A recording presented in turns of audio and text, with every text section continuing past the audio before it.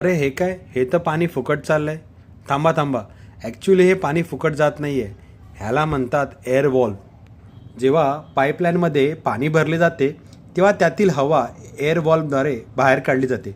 यामुळे पाईपलाईनीमध्ये हवेचे अडथळे निर्माण होत नाही. जेव्हा देखभाल किंवा दुरुस्तीसाठी पाईपलाईन रिकामी केली जाते तेव्हा पाईपलाईनमध्ये व्हॅक्यूम तयार होऊ नये यासाठी एअर वॉल्व हवा आत घेतो. यामुळे पाईपलाईनचे नुकसान टाळता येते.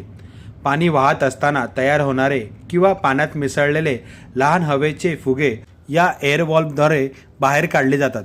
त्यामुळे पाण्याचा प्रवाह सुरळीत राहतो. पाईपामधील हवा काढून टाकल्यामुळे पाण्याचा प्रवाह सुधारतो आणि प्रणालीची कार्यक्षमता वाढते. हवेच्या अडथळ्यामुळे वॉटर हॅमरसारख्या समस्या उद्भवू शकतात, ज्या एअर वॉल्वच्या माध्यमातून टाळता येतात. तुम्हाला आता समजलं किती महत्त्वाचा आहे एअर वॉल्व.